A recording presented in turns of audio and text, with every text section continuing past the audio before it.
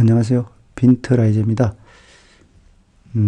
지난 몇 개월 동안 사진을 주제로 유튜브 영상을 올렸는데 좀 지루하기도 하고 소재도 앵고 나서 이번 달부터는 사기에서 삶을 찾아가는 시간을 가져봅니다. 여러분들도 잘 아시다시피 사기는 한나라 무제 때 태사령 사마천이 쓴 역사 기록서죠. 원래 이름은 태사공서라고 했는데 후대로 오면서 학자들이 사기로 명명하게 되었죠. 사기에 대해 이야기하려면 먼저 사마천의 생애, 그리고 그가 살았던 그 시대의 사회, 문화, 군사, 그리고 황제를 둘러싼 여러 권력 투쟁, 궁중암투에 대해 간략하게나마 알아둘 필요가 있습니다. 그래서 우선 한무제 시절 사회, 문화, 군사, 그리고 한무제 유철에 대해서 먼저 알아보고 그 다음 사마천 가문, 그리고 사마천의 생애를 살펴보도록 하겠습니다. 기나긴 중국 역사에서 수많은 제왕, 황제가 있었지만 그 중에서 과연 왕노릇을 제대로 한 사람이 몇 명이나 될까라는 질문을 한번 던져봅니다. 대부분 환관, 외척, 권신들 세치에 휘둘리거나 눈치를 보면서 허접하게 왕노릇을 했으며 심지어 암살, 독살을 당한 왕들도 많았죠. 그래도 황제 노릇 제대로 한 사람을 생각내는데 몇 명을 꼽아보면 먼저 중국 천하를 통일한 최초의 황제 진시황이 있을 수가 있고요. 그 다음에 한나라를 철권 통치한 한무제, 그 다음에 후한의 광무제, 당나라 태종, 명나라 주원장, 영락제, 그리고 청나라에 들어서서 걸륭제와 옹정제 정도로 생각이 됩니다. 그 다음에 또 누가 있으려나 잘 기억이 안 나네요. 우리가 초등학교를 졸업하고 이제 중학교 입학을 하게 되면 국사라는 걸 공부하게 돼 있죠. 그러다 보면 본의 아니게 가장 먼저 맞닥뜨리는 중국 황제는 아마 한무제가 아닐까 생각합니다. 왜냐하면 우리 역사를 공부하다 보면 제일 먼저 그 고조선을 공부하게 되는데 고조선이 BC 108년에 한무제에 의해서 멸망하죠. 한무제는 그 고조선 땅에다가 한사군, 즉 낙낙, 임둔, 현도, 진번을 설치하고 다스렸는데 그 중에 낙낙에 보면 낙낙공주와 호동왕자, 그리고 자명고 이렇게 얽힌 슬픈 사연이 전설로 많이 내려와 있었죠. 한무제는 한마디로 하면 정복군주죠. 우리나라로 따지면 거의 광개토왕급 정도 되겠죠. 그 중원을 중심으로 동쪽으로는 고조선, 서쪽으로는 실크로드를 거쳐가지고 대원국, 그리고 서역까지 정복을 했고 남으로는 베트남 북부, 북으로는 효노까지 영토를 넓힌 입지전적인 인물이라 할 수 있겠습니다. 그러면 본격적으로 그 한무제에 대해서 한번 들어가 보도록 하겠습니다. 먼저 한나라의 한무제 때 그 사회 문화 이런 걸 먼저 한번 살펴보도록 하겠습니다. 한무제 이전에 한무제는 한나라의 7대 황제죠. 그 앞에 한고조, 여태후 등등 거쳐서 아버지인 경제, 할아버지인 문제, 그래서 문경지치 이후에 사회, 경제, 정치적으로 안정이 도래됐죠. 그래서 한무제가 16세 때 즉위했을 때는 상당히 좀 제국의 안정기에 들어왔다고 할 수 있겠습니다. 그 한무제 인생은 한마디로 영토 확장입니다. 수많은 전쟁을 했죠. 특히 정복 전쟁도 했지만 주로 흉노와의 전쟁을 많이 했습니다. 한고조가 그 백등산에서 흉노에게 그 포위된 후 그 이제 화친을 하고부터 계속 한나라는 정책적으로 흉노와는 좀 화친 정책을 해왔죠. 근데 이제 한무제에 들어오면서 그 정책이 바뀌어서 흉노 이제 정벌로 정책이 바뀌게 됩니다. 그리고 한무제 때는 특히 다른 왕족 때보다 후궁들 간의 그런 권력 다툼의 소용돌이가 셌다고 할 수 있겠습니다. 왜 그러냐면 한무제가 경제의 11번째 아들이면서도 황제가 될 수 있었던 것은 여러 그 궁중의 여인들이 그런 암투가 많이 있었죠. 그 결과로 한무제가 11번째 아들임에도 불구하고 황제가 되었죠. 그래서 한무제 때의 그 궁중 암투 이런 거는 아마 중국 그 드라마로도 많이 그 만들어진 걸로 알고 있습니다. 그 한무제를 한마디로 어떻게 평가할 수 있을까? 그러면 어쨌든 중국의 역사에서 가장 큰 영토를 하고 영토를 만들고 그 나라를 부강하게 만들었죠. 강하게. 그리고 이민족 땅을 점령해서 무릎을 꿇렸고 그리고 그 여러 그 유교를 국가의 통치인임으로 채택해서 제국의 어떤 통치 기틀을 만들었다고 할 수 있죠. 영토상으로는 중국 중원을 전체적으로 이렇게 통일한 것은 진시황이 처음이지만 국가의 어떤 통치 이데올로기를 확립한 것은 한무제 때라고 이렇게 볼 수도 있겠습니다. 유교를 통치 이념으로 했기 때문에 강력한 중앙 집권을 할 수 있고 엄격한 법치를 함으로써 거기에 따른 부수적인 아주 모진 혁명을 간 걸로 유명합니다. 그러다 보니까 홍리가 출현해가지고 그 홍리의 전성시대라고 할 수 있습니다. 한무제는 뭐 다른 임금과 마찬가지로 뭐 역시 미인을 상당히 좋아했습니다. 특히 좀 이쁜 여자만 보면 거의 뭐 첩으로 많이 돌렸죠. 그래서 한무제의 여인들을 살펴보면 상당히 많은데 그 중에 한 이렇게 4명 정도로 이렇게 압축을 해봤습니다. 먼저 진항우, 어릴 때부터 이렇게 알고 지내던 사이에 고모집 딸인데 고종사촌이죠. 상당히 미인이고 질투심과 자존심이 강한 여인인데 말년에 유폐되었죠. 그 말로가 안 좋았고요. 그 다음에 좀 진항우와 이 사이가 안 좋을 때 누나인 그 평양공주가 소개해준 여인이 그 위자부라고 상당히 좀 미인이었는데 그 중국 드라마에 보면 위자부를 이렇게 주인공으로 해서 나온 드라마도 많이 있어요. 태자 유구를 낳았고 그 이번에 오빠가 그 유명한 장군이죠. 그 중국 흉노 정벌에 빼놓을 수 없는 대장군 위청장군이고 상당히 인물도 잘생기고 유능한 장군이었다고 하네요. 이분의 외사촌에다 외조카가 곽거병. 이 곽거병은 평생을 흉노 정벌에 바친 인물이죠. 굉장한 명성 있는 장군이었죠. 그 다음에 부인이 이부인이라고 상당히 이쁜 미를 갖고 있었다고 하죠. 이분은 좀 천민 출신인데 집안이 음악가를 했는데 그 오빠가 2명 있었는데 그 이연년이라는 이 오빠는 상당히 음악을 작곡을 잘하고 부르기도 잘하고 그래서 한무제에 상당한 총애를 받았는데 결국 너무 좀 난잡하게 이렇게 놀다가 마지막에 한무제에서 죽음을 당했죠. 그리고 마지막 푸른색으로 이렇게 해놓은 분이 이광리 장군인데 여기 왜 이렇게 푸른색을 해놨냐면 이 사마천의 사기를 이야기할 때 이광리 장군을 빼놓을 수 없기 때문에 기억을 꼭 해야 되기 때문에 이렇게 푸른색을 했습니다. 그 뒷이야기는 나중에 하도록 하겠습니다. 그 다음에 구익 부인이라고 그 조처배라는 부인이 있는데 이분도 아들을 하나 낳았는데 이 유물릉이라는 아들을 낳았는데 참 여기도 슬픈 인생이었죠.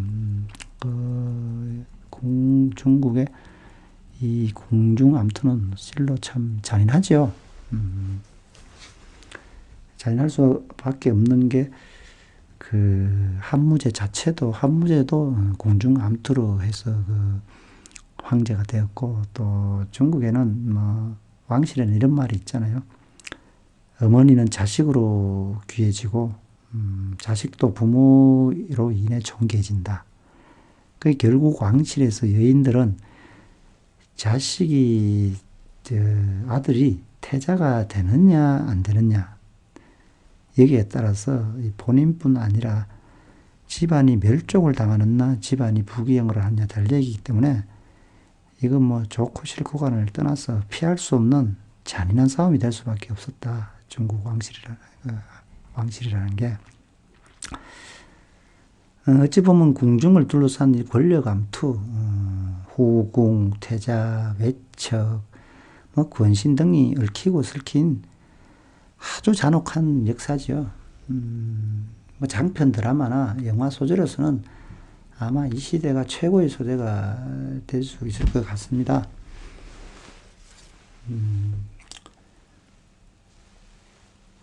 한무제의 그 어떤 그 성향을 한마디로 평가하면, 이건요 순전히 뭐 어떤 역사책에 나오는 게 아니고 제가 사기를 보면서 뭐 여러 자료들을 보면서 한무제라는 사람은 과연 어떤 사람이었을까라는 그 생각을 많이 해봤는데, 저는 뭐 제가 갖고 있는 상식으로는 이렇게 평가합니다. 강력한 제왕적 면모를 갖춘 왕이다. 그러나 그 뒤에 감추어진 날카로운 감정이 있는 분이다. 그 한마디로 강력한 제왕적 면모 뒤에 감춰진 날카로운 감정을 가진 사람이다. 이렇게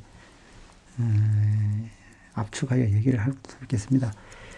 결국 그 날카로운 감정으로 인해서 백성을 베고, 신하를 베고, 아들을 베고, 부인을 베고, 그리고 사랑했던 연인을 베고, 결국 자기 자신을 베죠.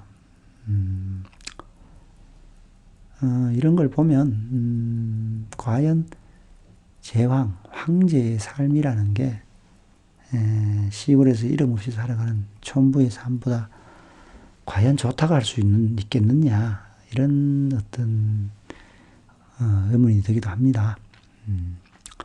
어쨌거나 또 뭐 태어난 게 황제의 아들로 태어났기 때문에 또 그 왕궁에서 살아가고 황제의 인생을 살아가야 되죠. 뭐 황제의 아들이 농사를 짓고 살 수는 없는 거죠. 자기 뭐 운명대로 살아가는 거죠. 뭐 최선을 다해서. 뭐 처음에는 젊을 때는 정치도 잘하고 뭐 국방도 잘하고 했는데, 말년에 신선사상에 조금 이렇게 빠져들고, 그리고 불로장생, 뭐 신선노름 이런 데 또 빠져들므로 해서 국고를 탕질하고 또 병사들을 희생하고 그런 좀 실책을 많이 범했죠. 그리고 무엇보다 큰 실책은 이 간신들의 어떤 모함과 이런 거를 제대로 판단하지 않고 이 날카로운 감정으로만 이렇게 처리했기 때문에 여기서 수많은 가족들이 다 죽어나가는 거예요. 대부분이 다 억울한 삶을 모함에 의해서, 오해에 의해서 안타까운 삶을 마치게 되죠. 여기서 뭐 제대로 산 사람 몇 명 없습니다. 거의 다 참 억울하게 죽었죠. 특히 그 사랑했던 위자부의 그 아들 태자로서 참 훌륭한 사람이라고 생각하는데, 결국 그 오해로 인해 가지고 자결을 하게 되었고, 그래서 자결을 하다 보니까 이제 결국 왕위를 여기밖에 어린 유불능에게 물려줄 수밖에 없어가지고 늙음하게 유불능에게 왕위를 넘기려니까 이 조처배가 너무 나이가 젊잖아요. 그러다 보니까 그 한나라 한고조 유방이 돌아가시고 그 부인 황무인 그 여태우가 유시 일족을 멸하고 그 여시 일족으로 완전히 한나라를 좌지우지했지. 그러니까 외척의 그 힘, 부작용을 알기 때문에 자기가 어린 아들을 이렇게 태자로 봉해놓고 죽으면은 어떤 사태가 올지를 예견하는 바람에 이 구익부인 조치배에게 아들을 태자로 책봉하는 대신 자기를 명하죠. 뭐 자기를 명하는 이유는 뭐 죄는 뒤집어 씌우면 되는 거죠. 그 당시에는 뭐 그 영모죄를 뒤집어 써서 억지로 자기를 시키고 또 자기를 끝나고 나면 또 바로 또 사면을 해주고 과연 참 냉혹하면서도 참 잔인한 삶이죠. 어쨌든 간에 한무제의 인생은 참 파란만장했다고 할 수 있습니다. 뭐 좋았다 나빴다는 뭐 사람에 따라 평가가 갈리기 때문에 역사를 공부하고 하면서 개인적으로 평가를 해보는 것이 가장 정답이지 않을까 이런 생각을 해봅니다. 그럼 간단하게 이제 한나라의 이런 배경은 마치고 이제 사마 가문에 대해서 잠깐 얘기를 해보도록 하겠습니다. 사마천은 BC 145년에 태어났고요. 한무제보다는 한 11년 늦게 태어났죠. 한무제가 그러니까 사마천보다 한 11살이 많습니다. 한무제의 가문을 조상대로 쭉 올라가면 전욱 때 올라가는데 전욱이 누구냐면 그 중국의 고대 역사를 보면 사망오제라고 많이 얘기하죠. 그럼 사망은 복희시, 치우천왕, 그 다음에 신동실에 있는데 그분들은 너무 신화적인 요소가 많기 때문에 역사에서 이제 배제하고 사마천은 이제 황제, 그러니까 임금황이 아니고 그 누룰황, 황하를 다스린 임금, 최초의 임금 공손 헌은이죠. 그때부터 이제 역사에 기록을 했는데 헌은 황제 다음에 전욱, 제곡, 요순 이렇게를 오제라 하거든요.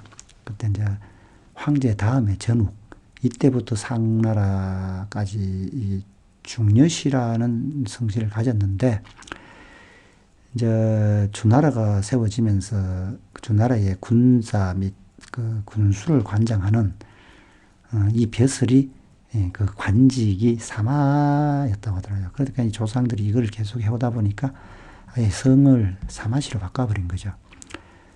그러다가 이제 주나라 선왕 때부터 역사 기록을 관장하는 태사령 직책을 많이 해왔죠. 그러다 보니까 이제 사마천이 태어나기 전에 그 윗대 조상들은 대부분이 태사령이었다. 그래서 가업이 태사령을 이어나가야 한다. 이런 이제 가문의 어떤 명운이 있었는 거예요.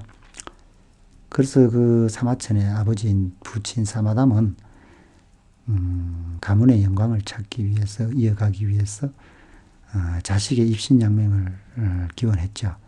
그래서 그 마음이 어릴 때 사마천의 이름을 지을 때부터 그게 이제 반영이 된 거예요. 사마천의 이 천자를 어디서 떠왔냐면 시경에 보면 출자유곡 천우 교목이다. 새가 계곡에서 이렇게 높이 날아올라 높은 나무로 올라간다 이런 뜻이라고 하더라고요. 그래서 어떤 이 천자가 높이 날아오른다. 출세, 승진, 입신양명 이런 거를 내포하고 있기 때문에 사마천의 어떤 사마천의 이름을 천자를 따왔다. 이 이름에는 벌써 간절한 마음이 들어있는 거죠. 사마천의 입신양명이라는. 사마천의 아버지 사마담은 항상 그 자식들에게 청세의 길이 남을 역사서를 제술해야 한다. 이걸 어릴 때부터 주입을 했어요. 그러다 보니까 이제 조기 교육을 한 거예요. 부친의 지도로 6살부터 공부를 해서 10세 때 벌써 고문 공부를까지 시켰죠. 그러고 사마천이 19살 때 장안, 그러니까 요즘으로 따지면 수도죠. 수도 외곽으로 이사를 해가지고 최고의 유학자 동정서에게 교육을 맡겼고 또한 20살 때 중국 전역을 여행시켜가지고 이미 역사학자로서 이렇게 잘할 수 있는 기초를 단단히 닦았죠. 그러면 사마천의 생애와 사기 편찬 과정을 또 자세히 살펴보겠습니다. BC 145년에 태어나가지고 그 당시 지명인 좌풍이 하양년에 태어났는데 현재 중국 행정구역상 섬서성 한성시 용문 정도다. 공문점이다 이렇게 이야기할 수 있겠습니다. 좀 전에 이야기했듯이 유명한 한학자 공항국가 동중수로부터 사사받았다.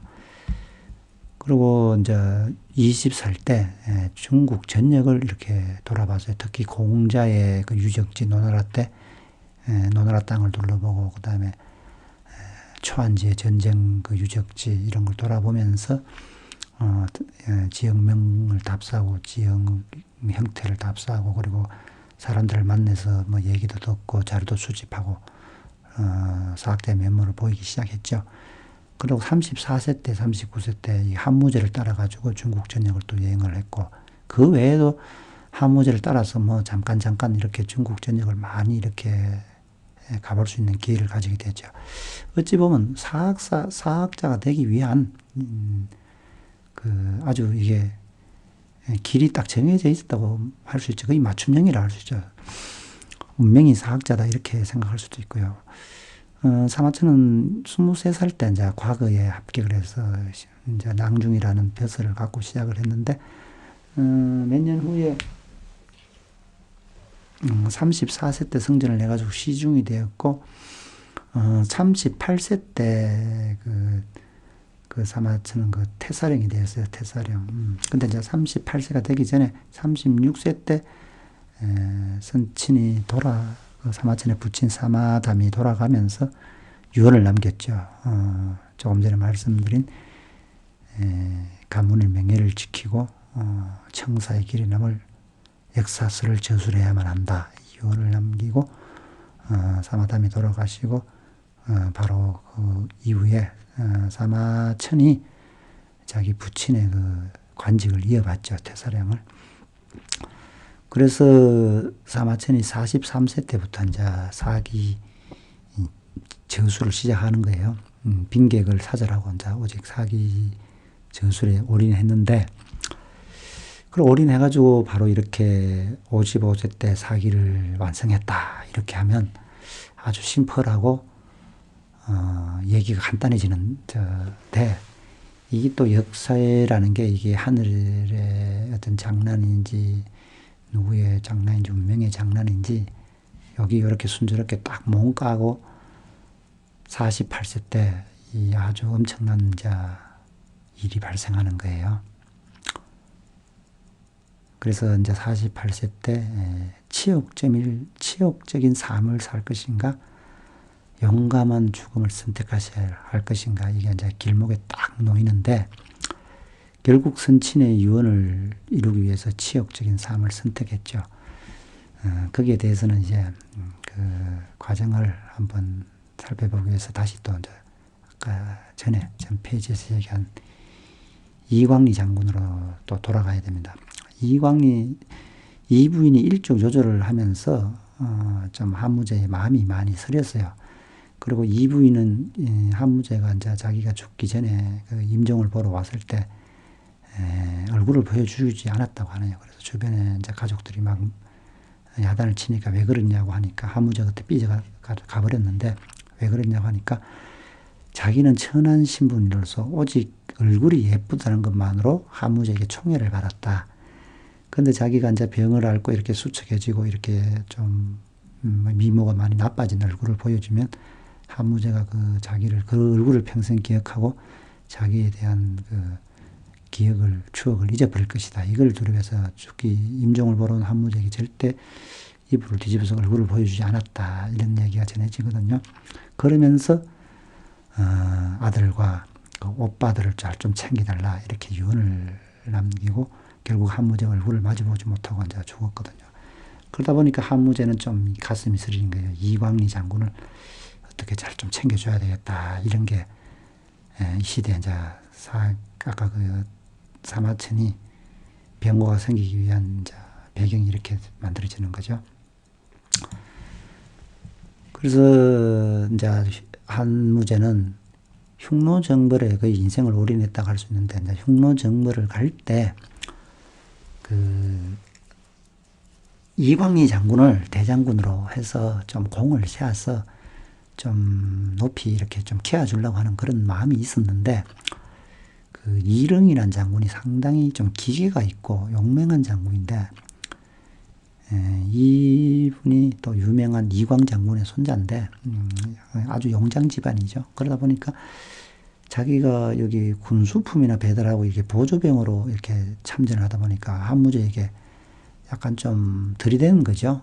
대들면서, 아니, 내가 뭐 군수품이나 조달해서 되겠냐. 나는 흉노족의 목을 치고 싶다. 전투병을 좀 보내달라고 이렇게 하니까 한무제가 안 된다고 했는데 자꾸 때를 쓰니까 한무제가 불쾌히 생각하면서 어쩔 수 없이 그럼 한번 해보라 이래가 군사 5천을 떼주고 전투병으로 보냈다고요.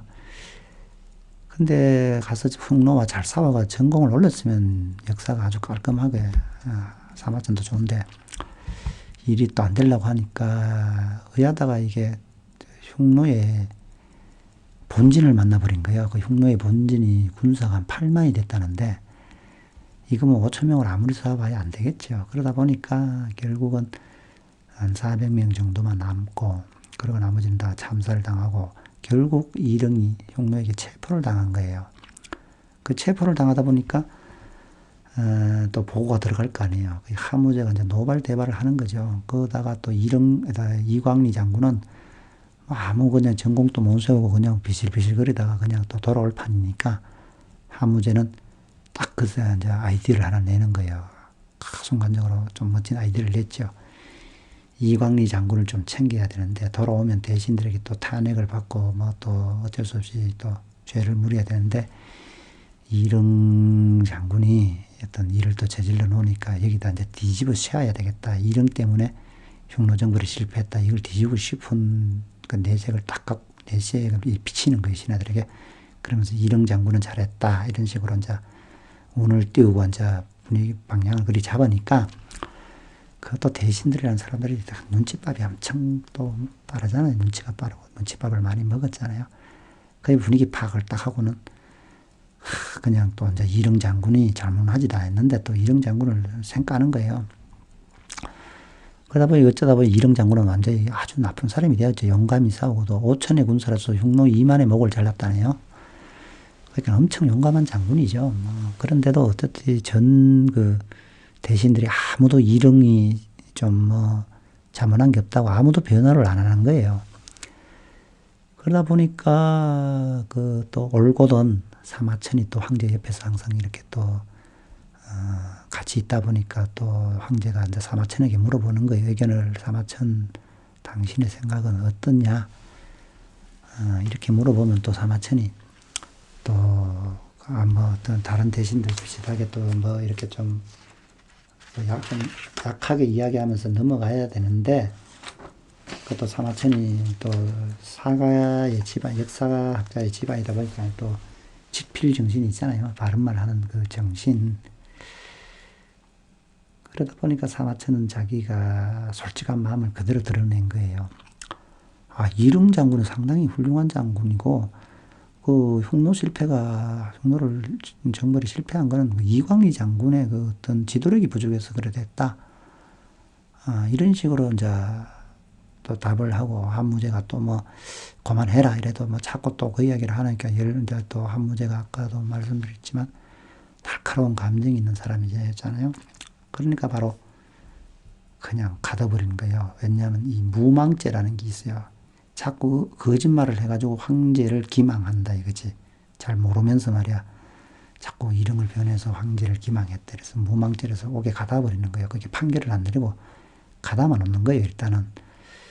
그러면 가담아 놨다가 이제 또 분이 풀리면 풀어주려고는 했는 것 같아요. 그런데 참 또 일이 꼬이다 보니까 또 공손으로는 장군을 보내가 다시 또 흉노를 또 정벌하러 보낸 거예요. 거기서 한무제가 부탁을 했다고 하는데 뭘 부탁했냐면 가서 이릉을 좀 구해와 보라 이렇게 했는데 이미 이릉은 잡혀가지고 흉노 저 본토로 끌려가 붙고 뭐 없죠.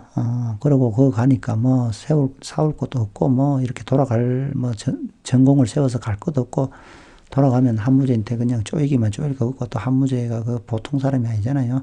성격이 있으니까 공손하고 한무제한테 가면 그냥 고양이 앞에 쥐뜰듯이 발발 떨어야 되니까 이걸 어떻게 좀 핑계거리를 만드나 찾고 있는데 그 흉노 그 그 포로를 사로잡았는데, 그 흉노 포로들이 이제 자백을, 이제 뭐 신문을 하죠. 신문을 하다 보면 이제 이래저런 말들을 하잖아요. 그러다 보니까 이제 한나라에서 잡혀온 장군이 뭡니까? 흉노 선우를 만나서 진법을 가르치고 뭐 군사 훈련을 또 고문이 돼 가지고 한나라 군사를 방어할 여러 전략을 이렇게 제공하고 있다. 그렇게 이렇게 이제 포로 잡힌 흉노가 이제 공손호 장군 그쪽 진영에다 그렇게 얘기를 한 거죠. 근데 이게 소문이잖아요. 그걸 카더라 하는 거 아닙니까? 근데 그때 그렇게 한 사람은, 실제로 그렇게 한 사람은 이릉이 아니고 그 이스라는 장군인데, 이스라는 장군이 흉노에 잡혀가지고는 이제 딱 들어붙은 거예요. 변심을 해가지고 딱 흉노에 때 붙어가지고 아부하고 그렇게 살았는데, 근데 이서가 그랬는데, 이게 뭐 이릉이 그런 걸로 소문이 나버렸나 봐요. 근데 그 흉노 입장에서는 한나라 사람이 이름이 헷갈릴 거 아니에요. 이선지 이릉인지. 우리도 미국 사람 이름이 데비든지 데비슨인지 그 사람들은 정확히 알지만 우리는 이름이 그게 그거잖아요. 찰인지 찰슨지 잘 헷갈릴 수 있잖아요. 다른 나라 사람들 이름을 우리가 쉽게 외울 수는 없잖아요. 그래서 그런지 흉노족 이 포로가 이릉인지 이선지 헷갈려가지고 그냥 이릉이라 카더라 이래가지고는 이제 신문에서 그렇게 실토를 하니까 공손호가 아이쿠나 잘 됐다 이래가지고 이제 그거를 이렇게 꾸며가지고 이제 한나라에 가서 한무제한테 보고를 했는데, 한무제가 열받아 있는 상태에서 그 보고를 하니까 완전히 뚜껑이 열려버린 거예요. 뚜껑이 열려가지고 이릉의 가족들을 절단을 냈다. 그러니까 다 죽였다는 거죠. 딸이고 아들이고 부모고 형제고 삼족 구족까지 멸했다고 하는데 그거는 정확한 사료에는 없고요. 사마천에서 기록에 보면 그냥 이릉은 포로로만 잡혔다까지만 돼 있는 거예요. 근데 이릉이 가족을 참사를 다 했니, 몇 쪽을 멸했니, 그 다음에 이릉이 흉노에 가서 잡혀있는 그 소물을 바이카루스에서 만나서 우정을 나누고, 소무라는 사람이 한나라로 이렇게 이제 다시 돌아갈 때 눈물을 흘리면서 이별의 정을 쓰고 한 유명한 역사적인 시가 기록이 되어 있죠. 그런 거는 이제 사마천의 사계에 있는 것이 아니고, 그 반고라는 분이 쓴 그 한나라 전한 시대 때 그 역사에 보면 그렇게 되어 있다고 하네요. 근데 이제 사마천은 한무제 때 죽었기 때문에 한나라 초기의 역사밖에 안 돼 있거든요. 근데 이제 한나라 전한, 그 후한이 들어오기 전까지 역사는 거의 방고의 사서에 있다. 방고가 지은 사서에 이런 기록이 다 되어 있다고 하더라고요. 그 사서를 읽어보면 그 자세한 내용을 알 수 있겠습니다. 어쨌든 한무제가 뚜껑 열려가지고 이릉 가족을 몰살시키고 난 다음에 생각을 해봐가지고 이게 사마천 또 그냥 두면 안 되겠다 이래가지고 그 사마천까지 이참에 처리해버린 거예요. 그래서 사마천은 차명을 받았죠. 사형을 받았는데, 중국의 역사에 보면 오형 제도가 있어요. 오형. 중국의 형은 참 무서운데, 요 잠깐 이야기를 하고 가면 제일 약한 게 묵형. 얼굴에다가 죄명을 갖다 문신으로 파버리는 거예요. 유방을 도와서 이렇게 통일 위협을 달성한 영포라는 장군이 보면 얼굴에다가 이렇게 맨날 문신이 있어요. 그게 묵형인데, 얼굴에다 죄명을 문신 새기버리는 게 묵형. 그 다음에 코를 베는 의형. 그 다음에 이제 아킬레스 거이죠. 발꿈치 잘라부는 월형. 그 다음에 궁형. 궁형은 조금 더 다시 설명을 드리고요. 그 다음에 이제 사형인데, 이 사형도 종류가 여러 가지 있죠. 목을 베는 걸 참형, 허리를 베서 죽이면 요참형, 그 다음에 능지처참하면 거을형, 죽여가지고 시체를 길바닥에 버려버리면 거시형, 이런 식으로 참 무시무시하죠. 어쨌든 그러나 또 우리가 현대나 고대나 항상 법은 그 강자를 위해서 이렇게 좀, 예외 규정을 좀 만들어 놓죠. 그 예외 규정은 거의 뭐 약자들은 그 예외 규정에 포함이 안 되죠. 그래서 좀 높은 사람이나 강자를 위해서 예외 규정이 있는데, 그게 속죄금이라는 돈을 50만 전을 내면 그 사면이 되고, 또는 궁형이라는 걸 선택하면 사면이 되고, 죄를 이제 사형을 면한다는 거죠.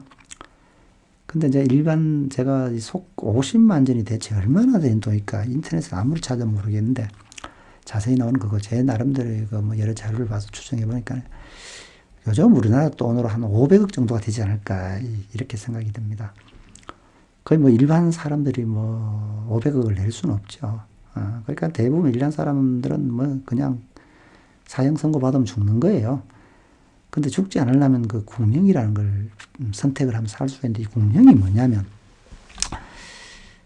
그 성기를 제거하는 건데, 남자도 여자 이렇게 다 성기를 제거하는 건데, 남자의 같은 경우는 우리가 조선시대 때 황관을 만들기 위해서는 그 고환만 제거를 했거든요. 근데 한나라의 궁형은 고환만 제거하는 게 아니고 음경까지 같이 잘라버리는 거기 때문에, 이게 궁형을 받고 나면 소변을 볼 때 서서 못 보고 이게 앉아서 소변을 볼 수밖에 없는 아주 치욕적인 그런 벌이고, 그리고 또 이 궁형을 받았다면 사람들이 목숨을 구걸했다. 죄인임에도 불구하고 성기를 자르고 목숨을 구걸했다 이래가지고 그 집안을 욕을 하고 뭐 가문이 욕되고, 지나가는 애들도 손가락질하고 대문 앞에 침을 뱉고 뭐 아주 이거 뭐 사회적인 멸시가 아주 대단한 이런 엄청난 궁형이기 때문에 대부분이 아무도 이 궁형을 선택을 안 한다는 거예요, 이게.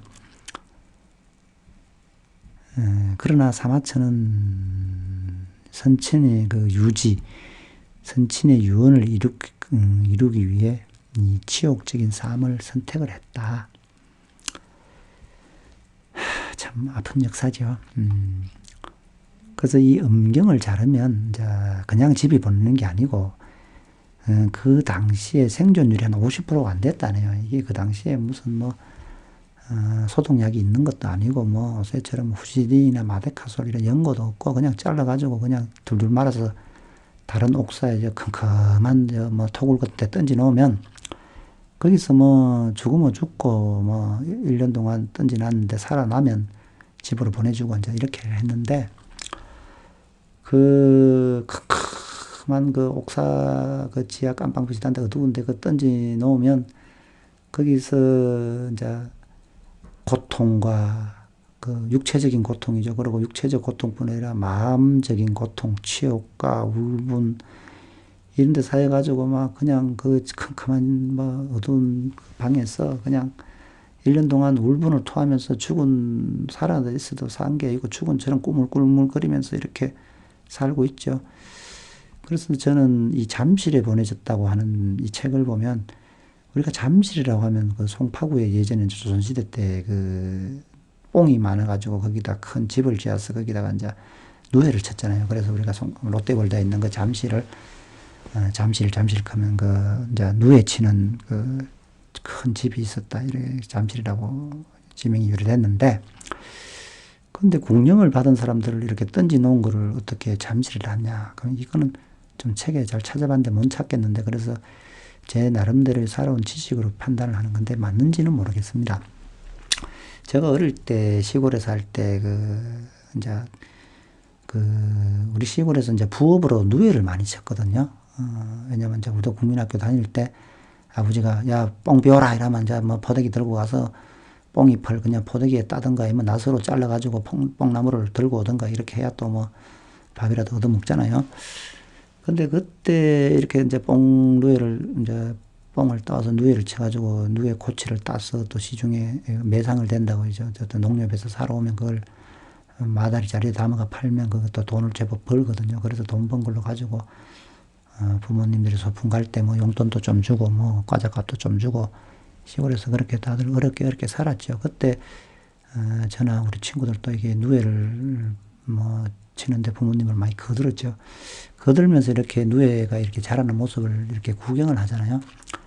그러면 요 누에가 처음에 태어날 때 조그만하거든요. 근데 요게 금방금방 자라요, 이게. 한 고치가 되는데 한 달이면 될 거예요.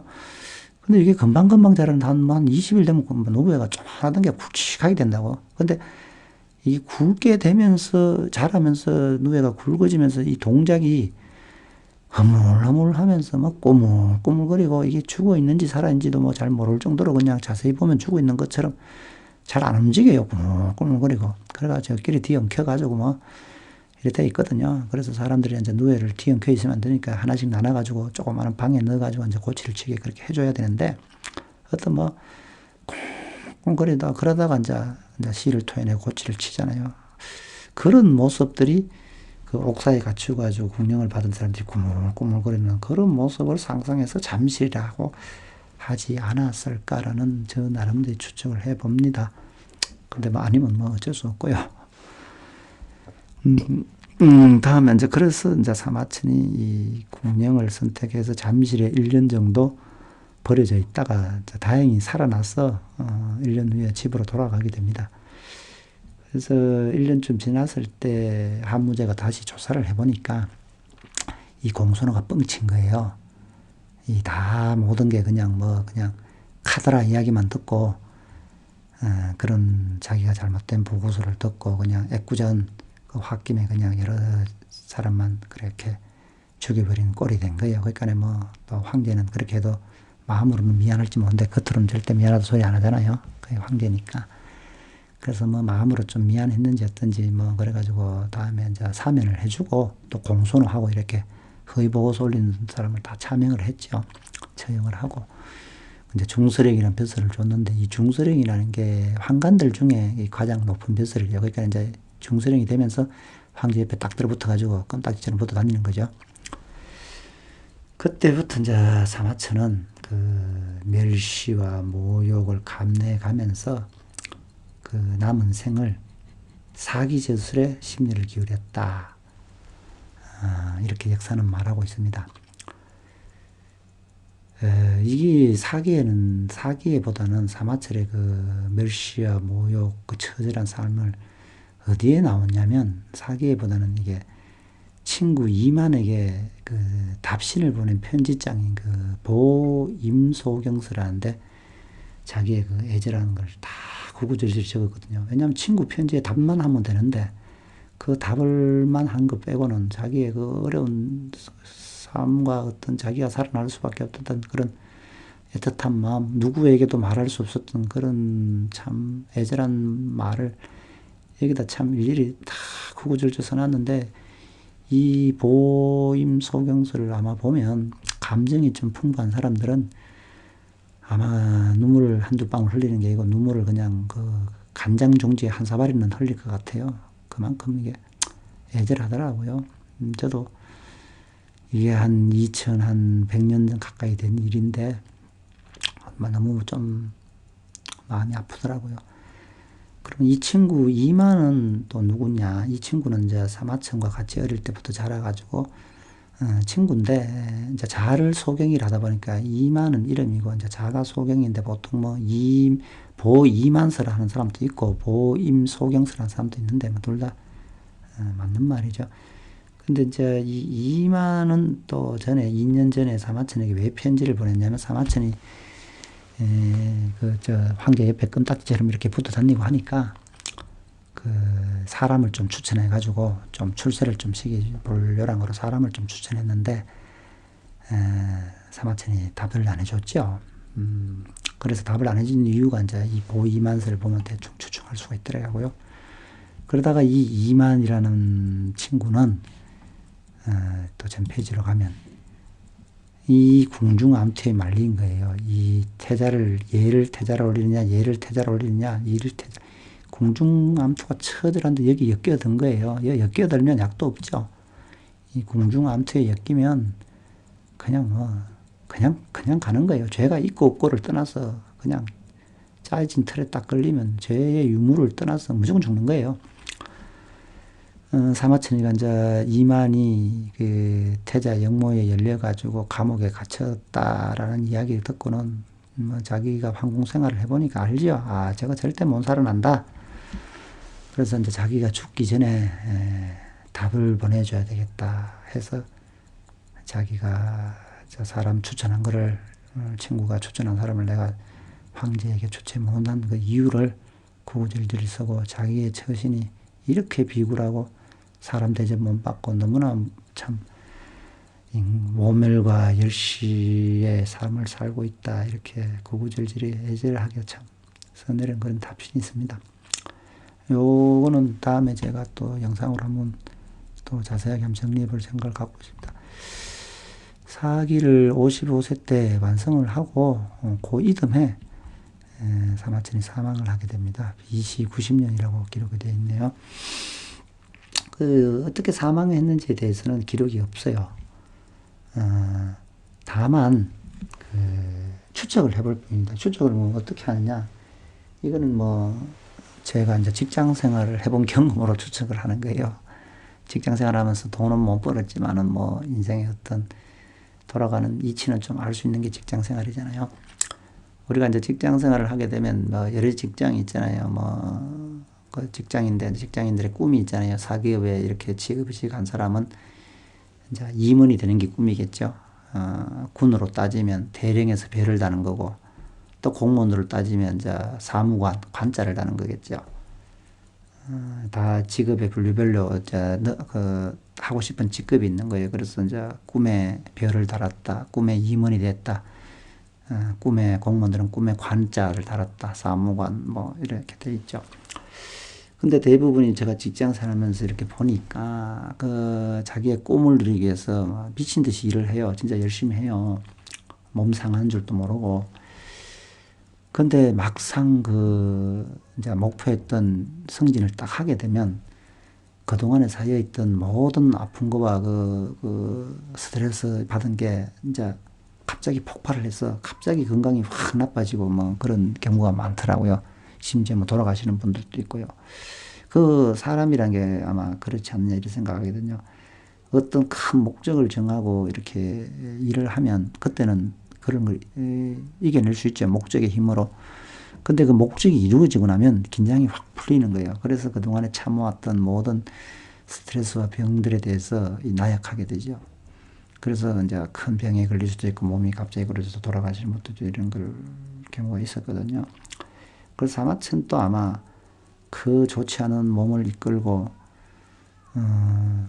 참 오역의 이 인생이 한 6년 정도 되잖아요. 49세에서 56세에서 하면 한 6, 7년 되네요. 이 살아오면서 오직 역사서를 집필하겠다, 이 사기를 완성하겠다, 이 집념으로 살아왔는데 이게 완성되고 나니까 그냥 긴장이 풀려서 아마 돌아가지 않았을까. 몸이 나빠요. 이 궁형이라는 거는 한자로 이제 또 부형이라고도 하거든요. 뭐냐면 석을 붙자. 이 궁형을 한 자리에서 이게 살이 썩어간다네요. 낫지를 않고. 그래서 냄새가, 살 썩는 냄새가 엄청 나다고 또 뭐 그렇게 말하는 사람들이 있더라고요. 그래서 이 살이 낫지 않고 썩어 들어가면서 냄새 풍기고 뭐 통증, 뭐 엄청난 통증을 유발하고 거기 또 이제 합병증을 만들고 거기다가 더군다나 또 더 중요한 거는 더 힘든 거는 이거죠. 멸시와 모욕. 그냥 육체가 망가지는 게 문제가 아니라 정신까지도 완전히 이게 바닥 나는 거죠. 그러니까 이 사람이 어떤 집념이 있어야 목숨을 부지하지 집념 없이는 살아갈 수 없는 무서운 형벌이 이 공룡이라고 생각합니다. 그래서 대부분 사람들이 이걸 잘 선택을 안 하고 그냥 차명을 많이 선택했다고 하더라고요. 어쨌든 간에 사마천이 사망을 하고 또 한 3년 정도 후에는 이제 한무제도 돌아가시죠. 한무제는 사마천보다 11살, 11년 먼저 태어나서 한 3년 정도 더 살아서 한무제는 한 70세 정도에 살았다고 할 수 있겠습니다. 상당히 54년을 제외했다는데 중국 역사에서 뭐 두 번째로 제일 오래 했다고 하는 그런 기록이 있더라고요.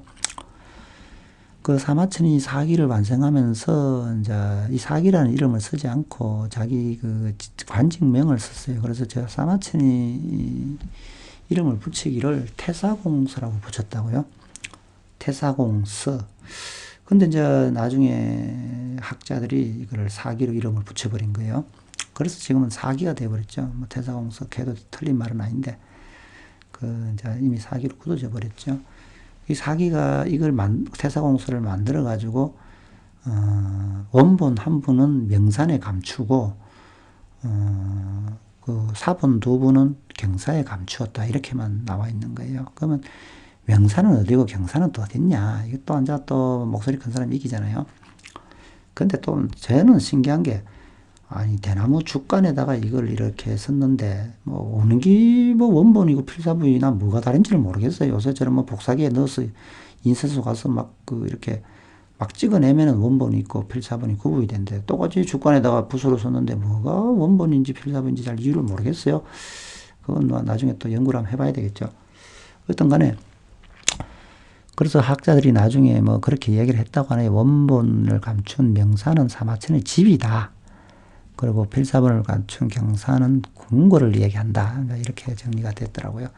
그래서 실질적으로 뭐 사마천에 집이 있는 건 사실인 것 같아요. 왜냐하면은 사마천의 외손자 이 양훈이라는 사람이 있어요. 사마천이 이제 궁령을 받기 전에 이 48세 때 궁령을 받기 전에 이미 결혼을 해가지고 이게 딸이 장성해 있었죠. 왜냐하면 그 당시엔 결혼을 일찍 했잖아요. 20세 미만에 결혼을 하니까. 그래서 아들을 낳고 딸을 시집 보내가지고 이제 그때 외손자를 본 게 양훈인데, 이분이 이제 집에서 그걸 찾아서 황제 한나라 선제에게 올리는 거예요. 태사공이 이걸 지어서 집에 둔 거를 이렇게 조정에 올렸습니다. 그러면 저자는 태사공인 거를 이렇게 얘기를 해서 태사공이 지었다는 게 밝혀졌죠. 그래서 이제 이게 사기가 세상에 알려져서 이제 여기에 대한 또 연구가 엄청 되는 거예요. 이제 주로 주석이라고 하죠. 주석. 우리가 해석, 설명을 주석이라고 하는데, 여러 사람들이 많이 주석을 달았지만 그 중에 유명한 세 가지 이렇게 가문이 있어요. 이게 삼가라고 하죠.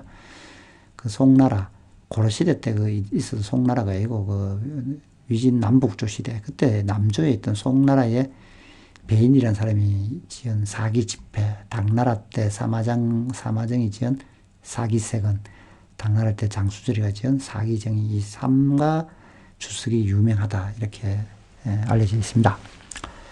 그리고 이제 이 송나라 때 가면 이제 제대로 이제 이 목판으로 인쇄본을 만들어서 이제 요즘으로 이야기하면 프린트기 돌리는 거예요. 인쇄소 돌리는 거죠. 이때부터는 이제 사기가 붓으로 필사를 하는 게 아니라 이제 인쇄를 찍어내기 때문에 많이 보급이 됐다고 할 수 있죠. 그러면 사마천의 생애와 사기에 대해서 여기서 잠깐 편찬 과정은 여기서 마치도록 하고, 잠깐 또 다음 페이지로 가서 좀 전에 말씀드린 보임소경서 이렇게 한번 요거를 잠깐 소개할까 합니다. 왜냐하면 사마천의 그 궁령을 당한 후 살아온 애절한 심정이 여기 다 들어있다. 치욕스러운 삶과 자신의 처지, 목숨을 구할 수 있었던 유일한 길인 궁령을 선택을 할 수밖에 없었던 이유 등등등을 이렇게 친구인 임소경에게 말하는 그 구절이 있습니다. 그 중에 몇 가지만 따와봤는데 한번 애절한 마음으로 한번 읽어보겠습니다. 평범한 사람들도 환관과 관련되면 기가 상하지 않음이 없다고 여기는데, 기계에 있는 선비야 어찌 그러지 않겠습니까? 지금 조정에 아무리 인재가 모자란다고 한들 어찌 저같이 궁령을 받은 사람이 호거를 천거할 수 있겠습니까? 제가 말을 삼가하지 못하여 이런 화를 입고 거듭 마을 사람들의 비웃음거리가 되었고, 조상님을 욕되게 했으니 또 무슨 면목으로 조상님의 산소 주변을 다시 찾을 수 있겠습니까? 비록 수많은 세월이 흐른다 해도 저의 수치만 더 심해질 뿐입니다. 이로 인해 하루에도 수없이 애간장이 타고 집에 있으면 망연자실하여 무엇인가를 잃어버린 듯하며 문을 났으면 어디로 가야 할지를 모르겠습니다. 매번 이러한 치욕을 생각할 때마다 등줄기에 식은땀이 흘러내려 옷을 적시지 않은 적이 없으며, 이렇게 생각을 좀 했고요. 그리고 이 마지막 문구는 뭐 인터넷이나 유튜브나 이렇게 뒤다 보면 사마천에 관한 사기에 관한 글을 보면 이 문구는 항상 단골 손님으로 나와요. 그만큼 보임소경서에 이 글이 명문이라는 그런 뜻이겠죠. 그래서 자기가 이게 군형을 택해서 구차하게 목숨을 유지할 수밖에 없었던 이 심정을 담은 글인데, 사람은 본래 한 번은 죽게 마련인데, 그 죽음은 어떤 경우는 태산처럼 무겁고, 어떤 경우는 기러기 털보다 가벼우니, 이는 그 죽는 방법이 서로 다르기 때문입니다. 이렇게 친구에게 자기의 마음을 이야기하고 있습니다. 여기서 보면 제가 말을 삼가지 못하여 이런 화를 입고 걷는 말에 보면 이게 좀 많이 사마천 입장에서는 좀 배가 아프지 않나 생각을 하거든요. 그래서 이제 기원전 뭐 90 몇 년에 사마천이 이렇게 강직하게 발언을 하다가 이렇게 화를 당하고, 또 이런 경우가 많았죠. 중국 역사에. 이걸 바른 말을 하다가 죽은 사람이 수없이 많아요. 왕조시대 때는. 그냥 바로 그냥 뭐 어떤 법을 하는 게 아니라 바로 그냥 황제의 어떤 기분 한번 뒤틀리면 바로 죽는 거예요. 그래서 이게 이제 우리가 사람이라는 게 그 학습 효과라는 게 있잖아요.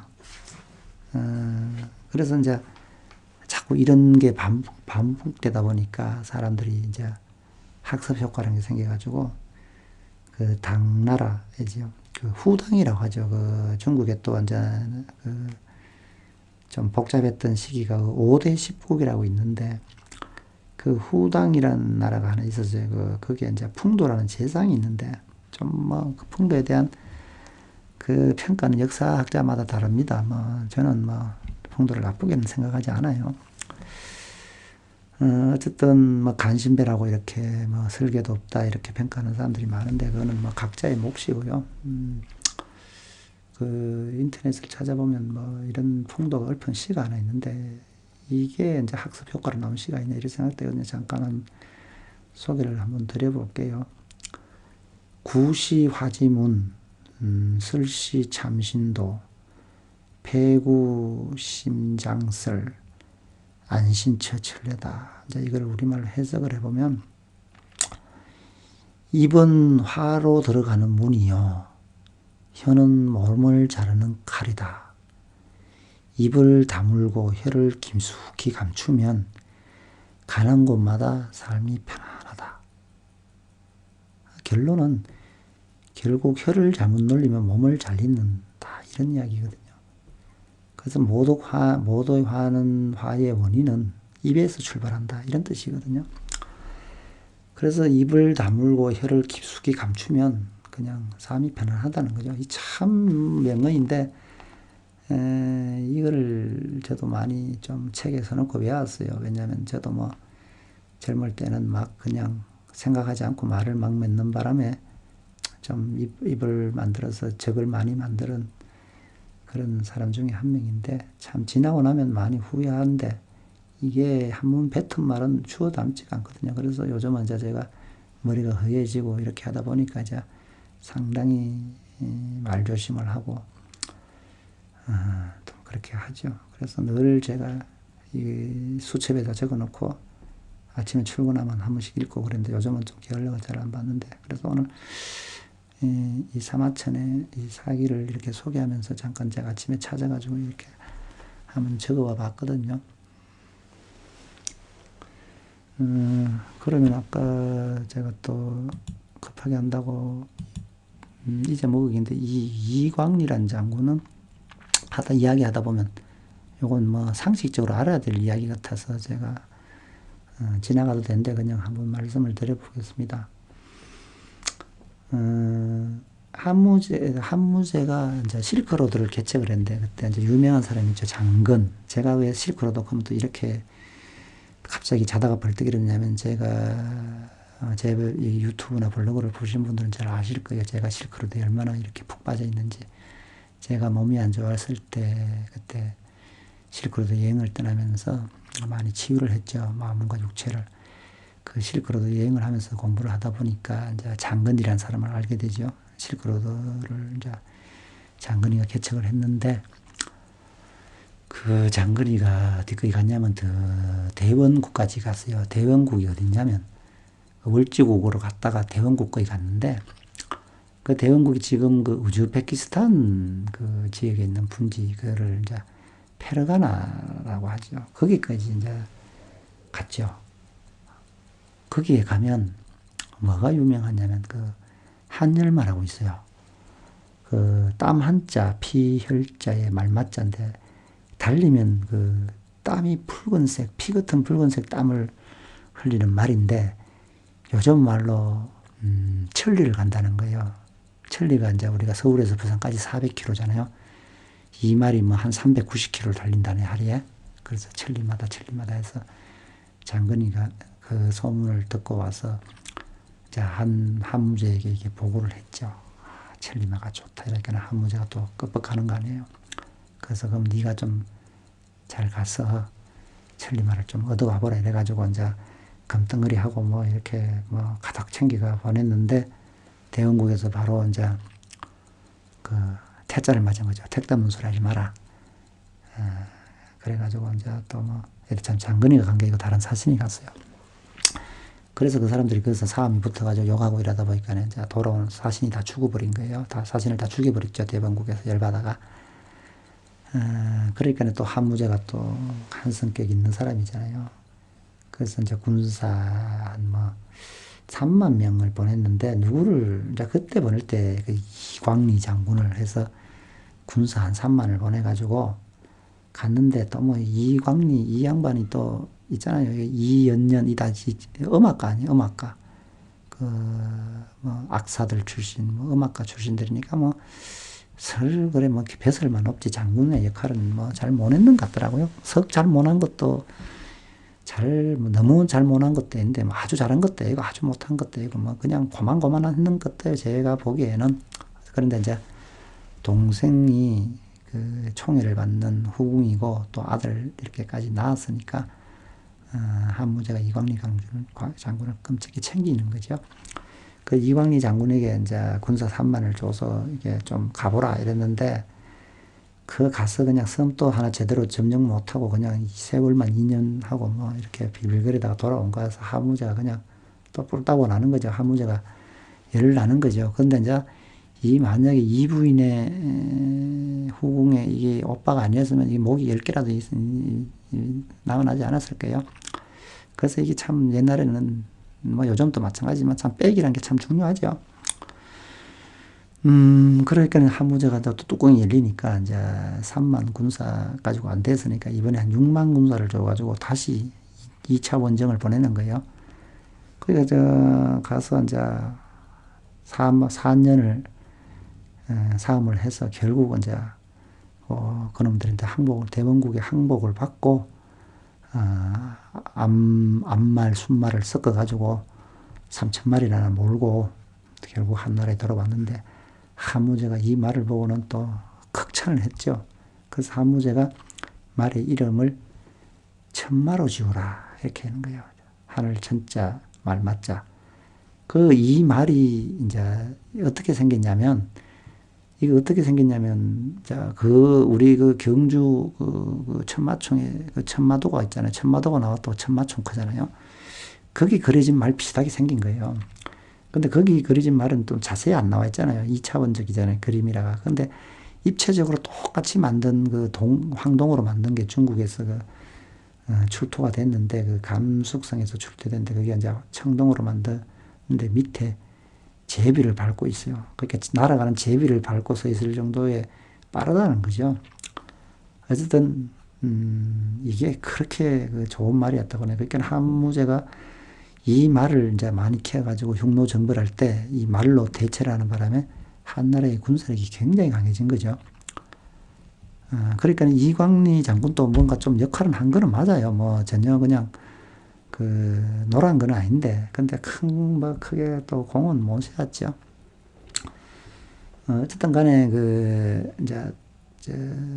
참고로 한열마는, 한무제 때는 천마로 이름을 지었는데 이게 이제 후한 시대로 가면 그 적토마로 이름이 바뀌어요.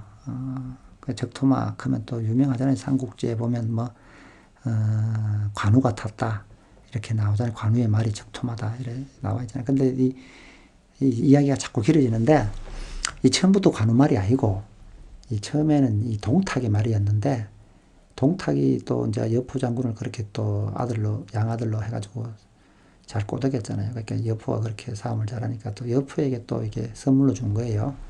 그 여포가 또 조조한테 뺏긴 거지.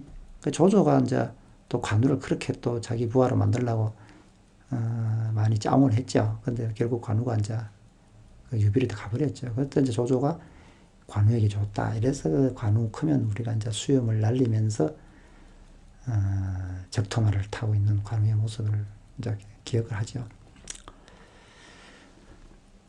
어쨌든 뭐 저 한열마에 대해서는 뭐 참고로 이 정도로 한번 얘기를 해보고 다음으로 또 넘어가도록 하겠습니다.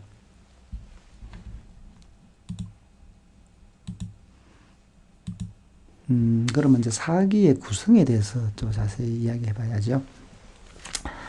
그 사기는 뭐 다 아시다시피 이제 이렇게 써져 있어요. 본기, 표, 서, 세가, 열전.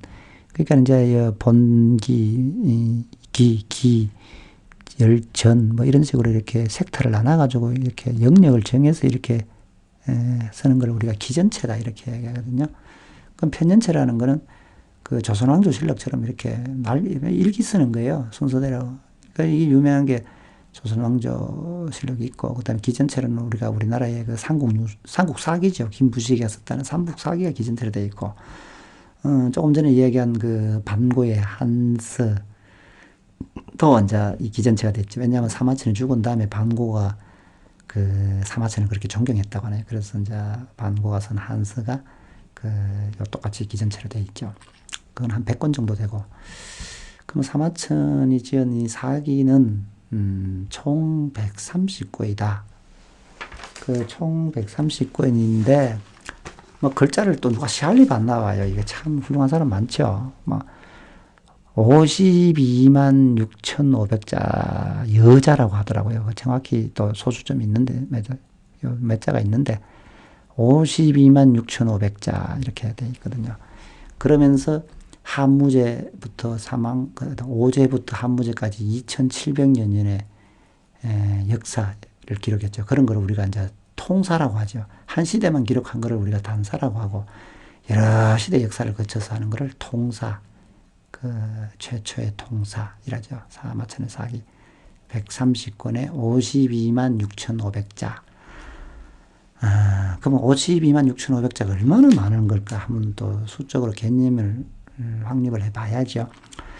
우리가 그 교보문고 같은 데 가면 일반 책자가 있잖아요. 그 책자를 제가 이렇게 한번 보면서 이렇게 참 시알리 봤는데, 한 줄에 한 30자가 들어가요.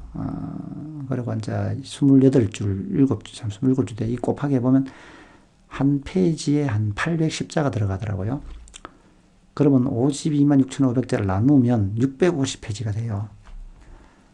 그렇게 글 빡빡하게 써진 거, 그림 없이, 뭐 글만 빡빡하게 써지면 650페이지인데, 그럼 뭐, 좀 이상하잖아요. 뭐, 방대한 역사서, 52만 6,500자, 어마어마한 것처럼 하고는, 뭐, 책, 그냥 650페이지짜리 책 한 권밖에 안 되네? 우리가 보통 교보문고가 이 책, 보통 돌아다니는 책들이 보통 한 400에서 500페이지짜리잖아요.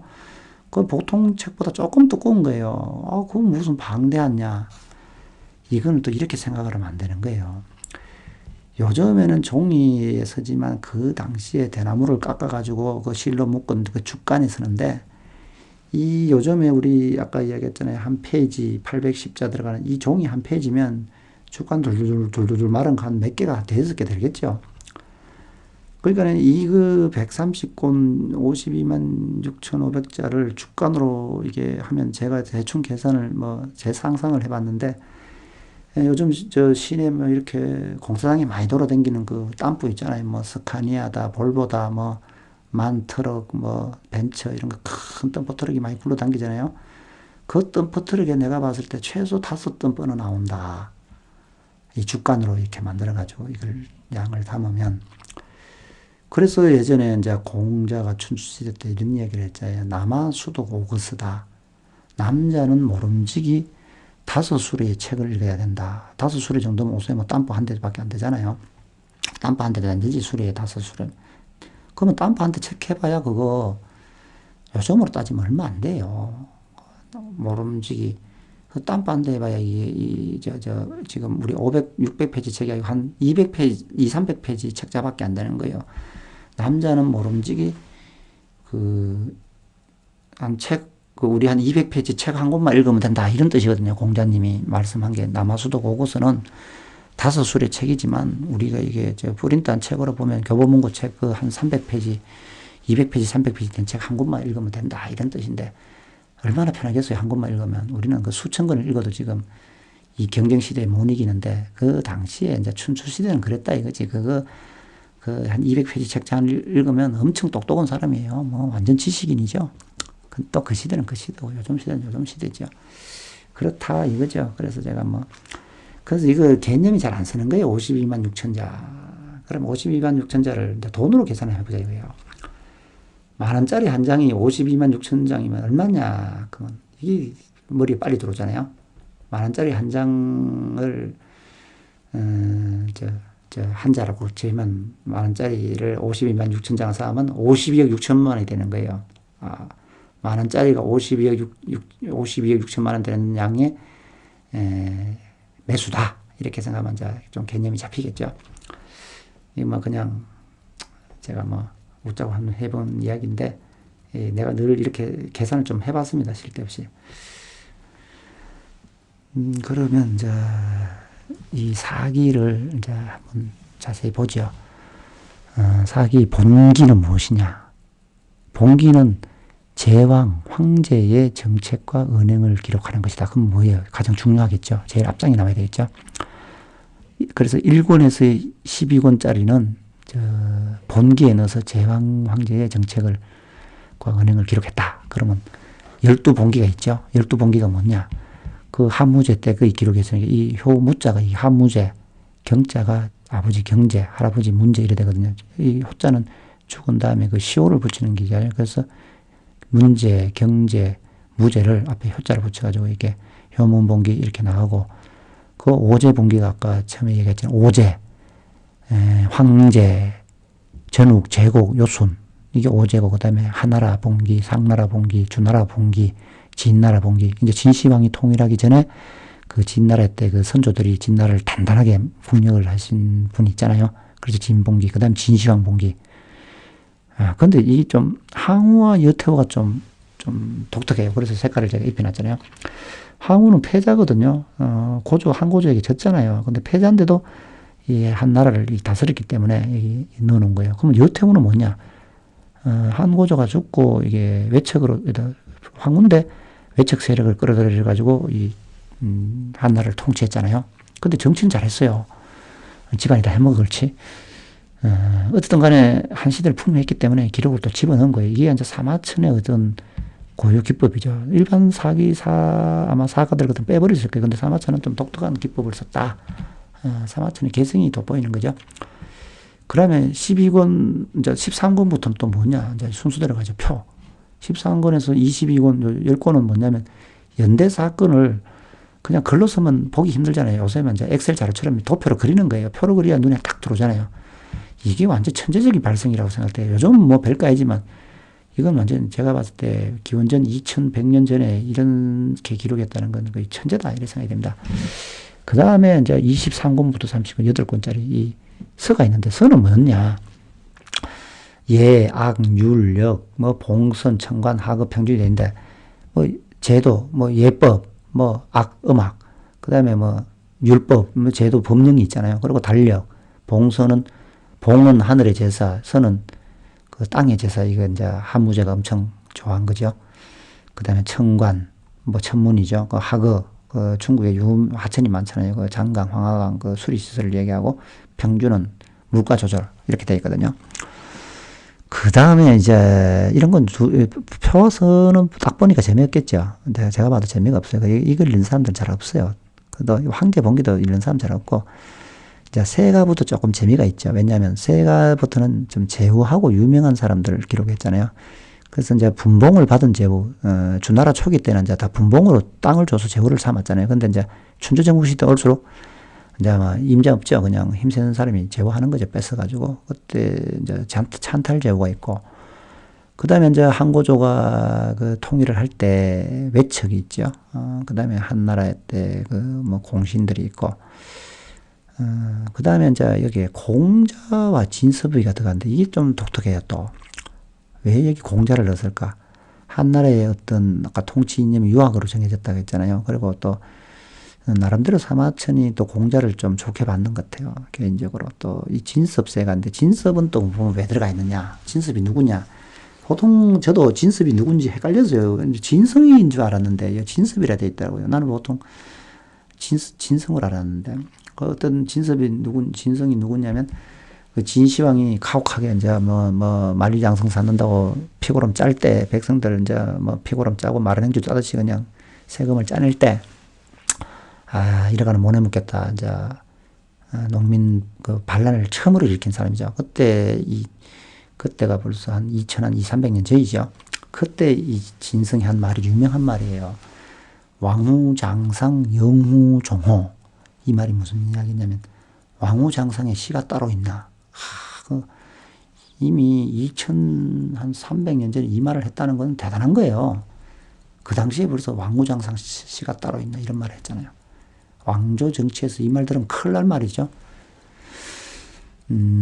어쨌든, 이 말을 또 고려시대 때 무신정권, 그 무슨 최충권, 무시정권, 그 최충권의 간호였던 그 만적이 난을 일으킬 때 또 이 말을 했죠. 왕후장상, 영후종호.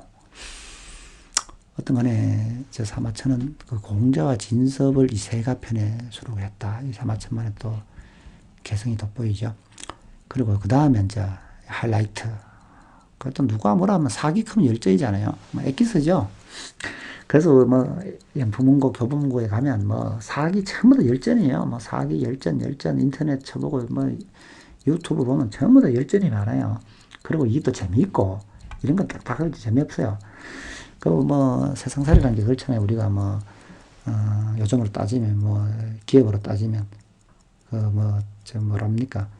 뭐 장관 차관들 이렇게 뭐 노는 것보다는 그 밑에 좀 낮은 관직 있잖아요. 뭐 사무관이나 뭐 주사들이 노는 그 재밌을 것 같잖아요. 또 황제들이 이렇게 노는 삶보다는 저 벼슬이 좀 낮은 뭐 지방의 그 아전들이 노는 삶이 재밌고 그 밑에 조금 올라가는 뭐 장군들이나 중간 벼슬 아치들 이런 사람들 삶이 좀 짭짭리하고 좀 뭐 달콤달콤하고 뭐 그런 게 좀 더 약간 재밌을 거잖아요. 사건도 많이 있고 뭐. 그래서 열전에는 누가 있느냐. 그 시대의 명성과 족적을 남긴 사람을 적었다. 그 사마천이가 좀 독특한 건 사마천이는 그 혈통을 별로 중시 안 해요. 요즘으로 따지면 금수저 이런 거 별로 잘 안 쳐줘요. 입신양명에서 성공한 사람 이런 걸 좀 가치를 높이던 입신양명 절차 탁마에서 훌륭하게 된 사람을 좀 많이 높이 쳐주는 그런 사가 같아요. 사마천은. 그 학자도 있고, 뭐 병법가도 있고, 뭐 개혁가, 사공자, 장군, 장사꾼, 흉노, 심지어 무슨 자개까지도 열전이 있어요. 그리고 홍리, 유림, 뭐 이런 정도로 이렇게 해서 130권 중에 70권이 열전이에요. 그래서 사기 크면 거의 열전이죠. 뭐 그거다가 조금 더 읽어보려면 이제 세가까지 읽어보면 되겠죠. 물론 이제 시간이 나면 또 본기까지는 또 봐야죠. 그리고 저처럼 유튜브를 좀 해보려고 하면 이 전체를 뭐 한 10분 정도 읽어서 빠삭하게 알아야 뭐 좀 아는 척하고 떠들 수 있지 않겠습니까?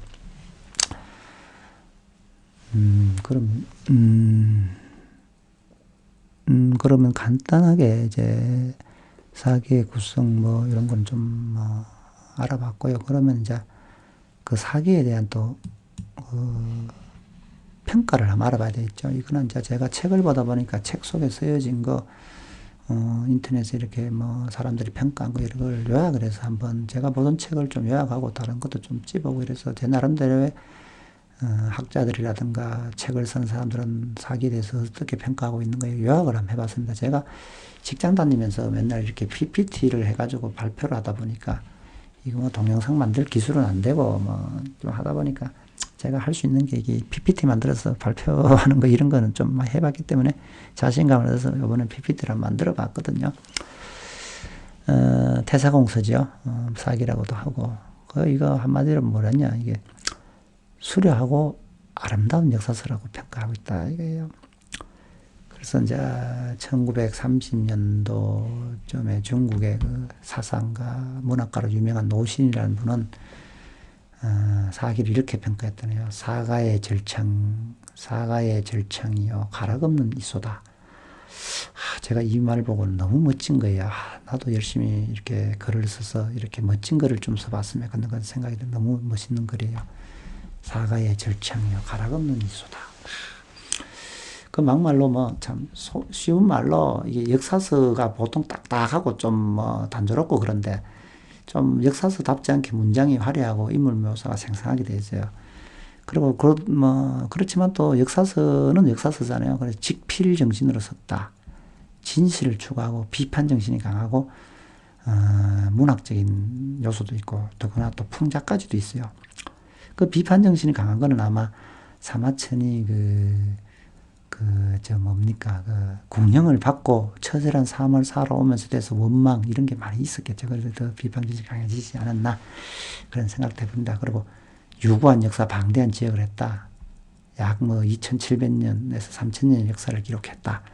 그리고 지역으로는 고조선, 저쪽에 동쪽으로 고조선, 서쪽으로 저쪽에 서역, 아까 대원열전, 이런 거 있잖아요. 흉노열전, 북으로는 흉노열전, 남으로는 그 남울열전, 그 베트남 그쪽 위에까지, 그리고 서남이 열전, 여러 중원을 중심으로 그 주변국을 다 이렇게 남긴 거예요. 그러니까 시대적으로도 방대하고 지역적으로도 방대한 역사서다. 이렇게 평가를 할 수 있고요. 무엇보다 또 하늘과 인간관계를 탐구했다는 게 중요한 거예요. 신화를 배제해버린 거죠.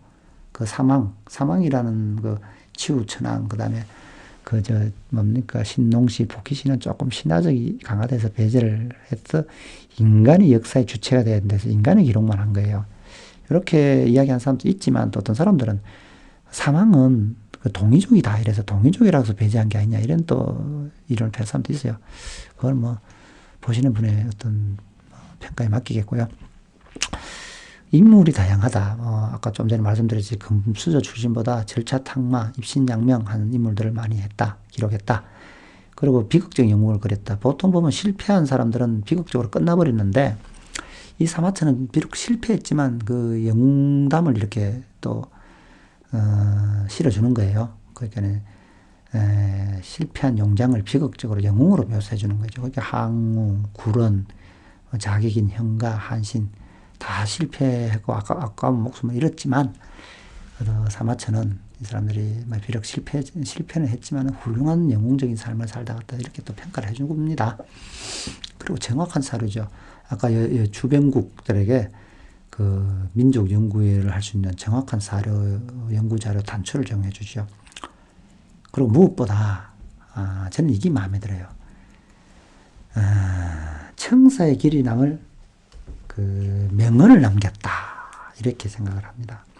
그 대표적으로 아까 말씀드렸던 진성의 왕우장상 영우종호, 그리고 범녀가 그 토사구팽, 비조진 양장궁이요 교도사 추구팽이다. 그게 토사구팽. 그리고 이제 자객예양이라는 사람은 또 그런 말을 남겼죠. 대장부는 자기를 알아주는 사람을 위해 목숨을 버리고 여인은 자기를 예뻐해 주는 사람을 위해 화장을 한다. 또 유명한 명언을 남겼고, 항우 대단하죠. 패방별이 좀 슬픈 글을 많이 남겼죠. 그러고 이제 마지막으로 서논찬, 이 이제 독특하다, 아주 독특하다. 사마천의 사기만의 독특합니다. 뭐냐? 공자 가라사대처럼 태사공 가라사대 해가지고 태사공 왈. 자기 의견을 다는 거예요, 마지막에. 그래서 어떤 사람들은 사기, 역사서로서는 조금 공정성이 훼손된 거 아니냐. 직필 정신이 생성되지 않냐. 왜 자기 의견을 잘못 어떡하냐. 있는 대로 기록해야지. 이렇게 폄하하는 사람들이 있는 것 같더라고요. 근데 저는 그렇지 않다고 생각해요. 그 평가라는 거는 할 수 있는 거고, 그 평가는 자기가 아니라면 자기 나름대로 또 평가를 하면 되지. 사마천이 자기 의견을 따라서 객관적으로 정확하게 평가를 했다고 생각을 합니다. 그 평가가 다 사람마다 다르겠죠. 그러나 그 평가가 마음에 안 들면 자기 생각대로 또 평가를 하면 되는 거죠. 어쨌든 간에 그 시대에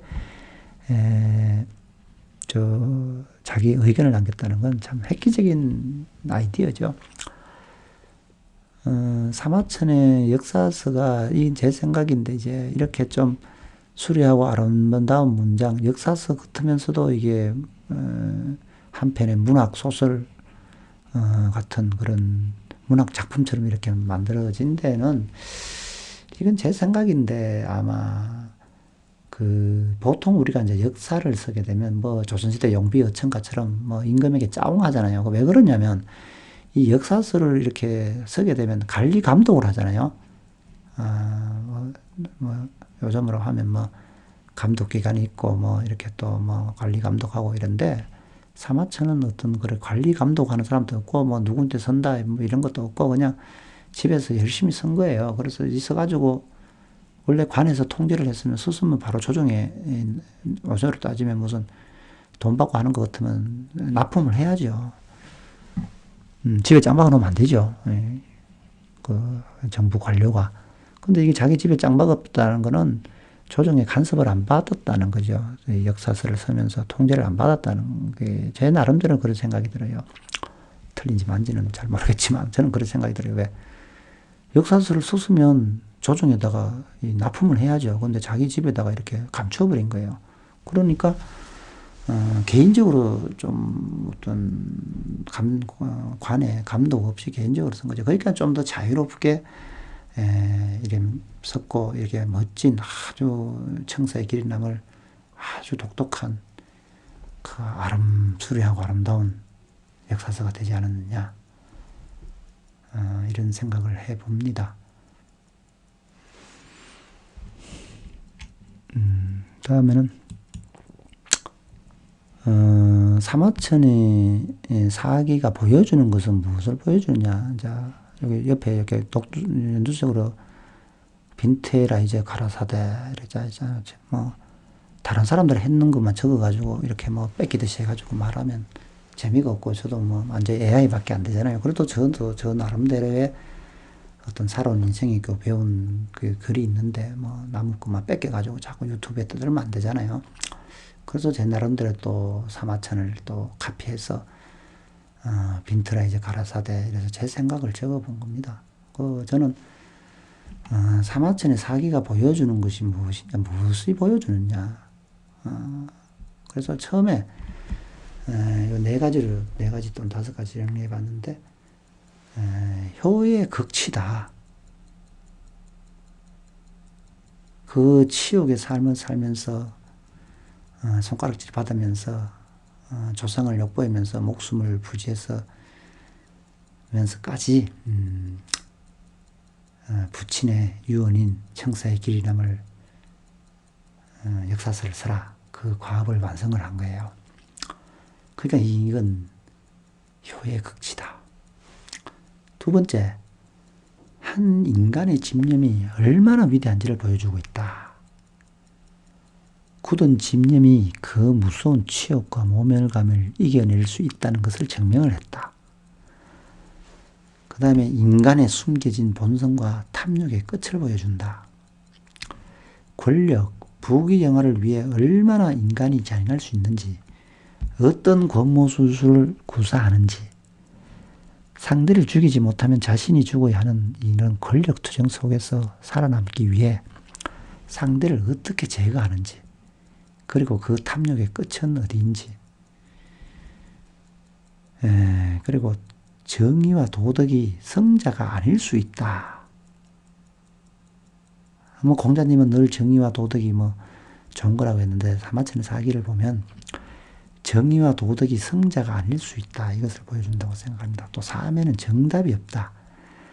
그러나 삶의 지혜는 숨겨져 있다. 이렇게 저는 말을 할 수 있다고 생각합니다.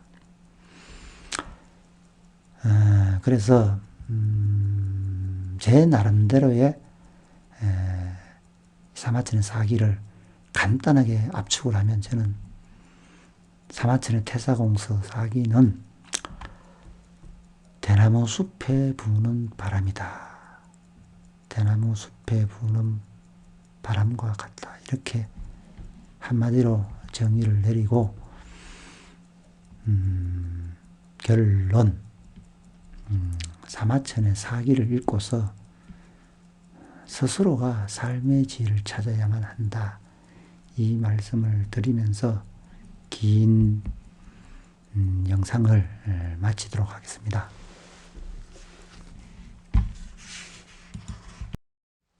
제가 초보자다 보니까 글이 두서가 없고 내용도 좀 빈약하고 또 별 영양가가 없는 것 같습니다. 그러나 잘해보려고 열심히 최선을 다하고 있다는 말씀만큼은 드릴 수 있습니다. 긴 영상을 시청해 주신 시청자분께 깊이 감사드립니다. 다음 주 또 뵙겠습니다. 고맙습니다.